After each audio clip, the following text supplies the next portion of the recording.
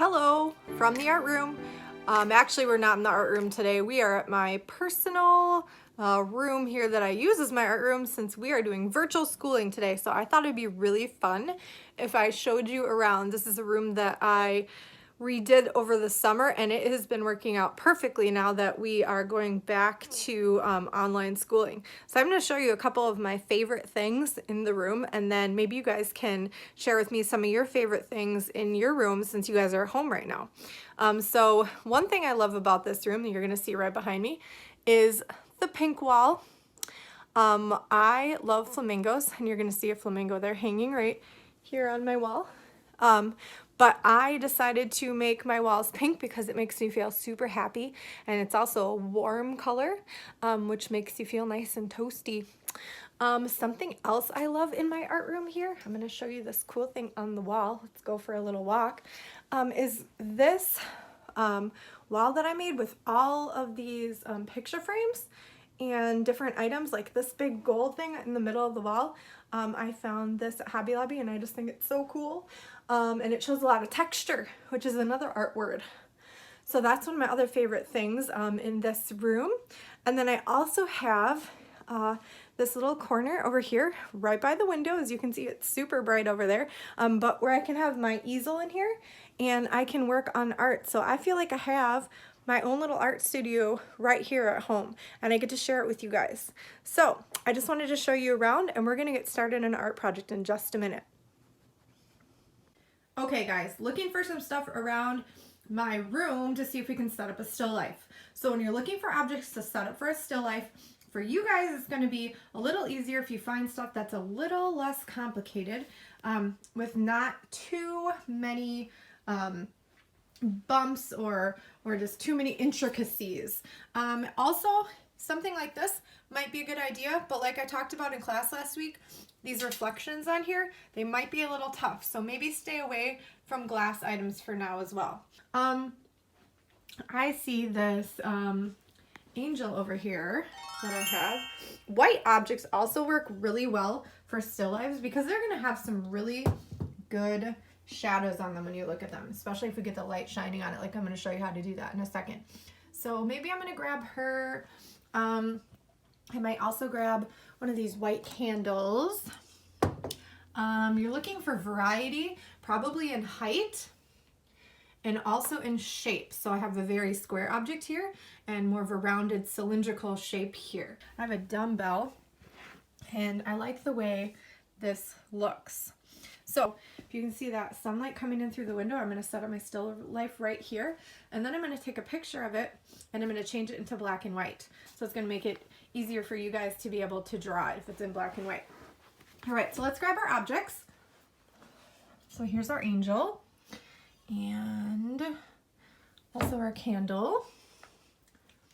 So let's set these in here. Oh, I love the way the light is hitting these objects. I might even use 2 dumbbells.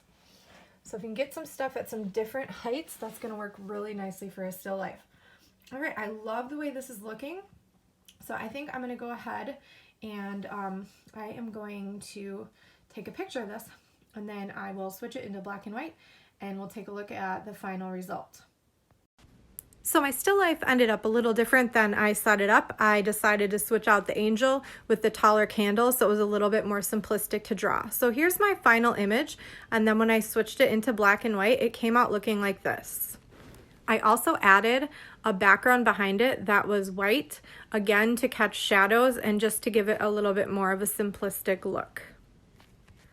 So to start off this drawing, I wanted to make sure that I was referencing the picture, so I had it right next to me as I was drawing it. It's always a good idea to keep your reference image as close as possible to the drawing when you're working on it. So I started out with the candle, and then I used that to measure some of the objects around it, just like we did in class before. So I was noticing that the width of the pot was about the same as the height of the candle behind it. So I kind of used that to get started. Then I was trying to make sure that the lines on the candle looked like the same angles as the lines in the picture, which was a little complicated to get that right side of the candle to work because you can't hardly see the right side of it. The next thing I did was jump over and try to get some of those dumbbells drawn in. Again, trying to make sure that the lines were going the same direction as they were in the photo. Now, the edges of the dumbbells are going to be a little bit challenging. See, I'm measuring again to make sure that my dumbbells are the right length. They're about the same width as the opening in the top of that planter, that pot. The edges of the dumbbells are kind of a hexagon shape, so I was trying to make sure that I did have all the sides on there, but the perspective of it was a little complicated. So if you are going to draw this, and it will be a challenge for you, but I would encourage you to go ahead and try it out. So one dumbbell is underneath the other dumbbell, and I know my shoulder's kind of in the way here, but it is going to come out from underneath the other one. So I was trying to make sure, again, that my lines were going into the right places when I was putting those dumbbells together. So this is how I quickly mapped out the drawing. Again, going back and fixing my lines as I'm seeing mistakes or lines that I don't like a certain way. Then I went ahead and started to put some shadows in the background right away because they're very strong and they're really going to add some depth to my drawing. I'm also drawing the diagonal line that goes back behind it that would create the floor line where the floor and the wall come together. That's also going to be able to be used as a shadow to create some of that depth that shows that the objects are in fact going back towards the wall. Then after I have most of my items all mapped out and placed the way I want them, I'm going to start to add value. So like we do in class, I always look to find the darkest values first. So I'm noticing on the bottom of the dumbbells, it's pretty dark, so I'm putting that in first. And then I'm going to go find values that are similar and add those in to the other places across my drawing. One of the darkest places, probably the darkest place in this drawing, is going to be inside of that pot. So when I go back later and do some revising, I am definitely going to want to darken that up, and you should do the same thing. So here I am just adding value. Remember, when you use value, you guys can draw lines in different directions to make it darker. Remember, that's called cross-hatching.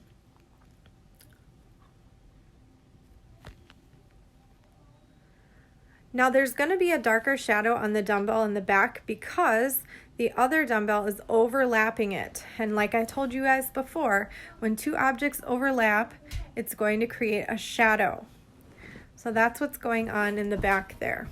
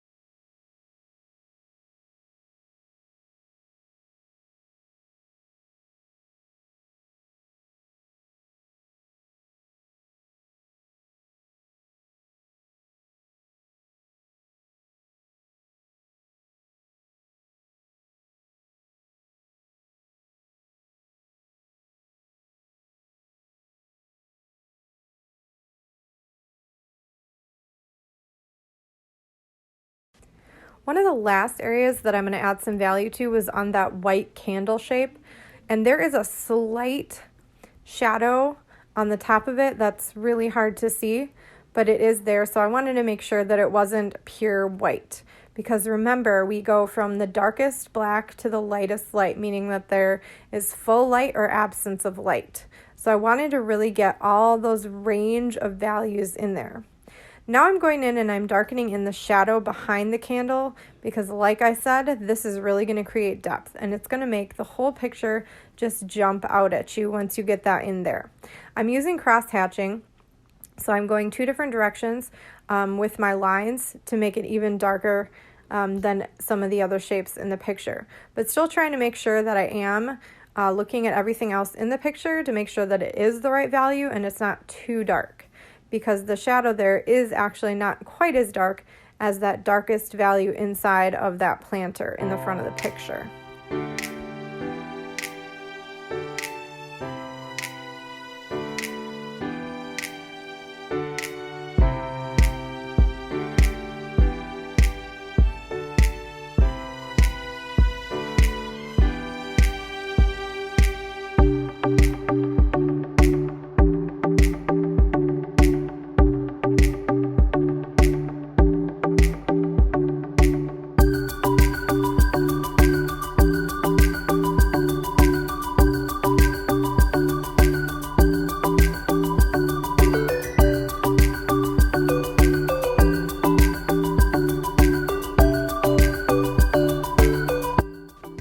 So I stopped recording and I went back in and I just did a little bit of revisions. I used an eraser to take out some of the lines that I didn't want anymore, and I did darken up some of those dark values to make sure that they really did stand apart from the rest.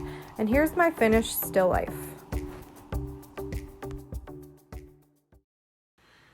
So that's it for today, you guys. I hope you can give this a try, and even if you don't want to do my still life, go ahead and try to set up one at your own house. Find some stuff in your room, like the stuff I talked about. Take your picture if you can, and go ahead and try it. I'd love to see you guys trying some stuff like this at home.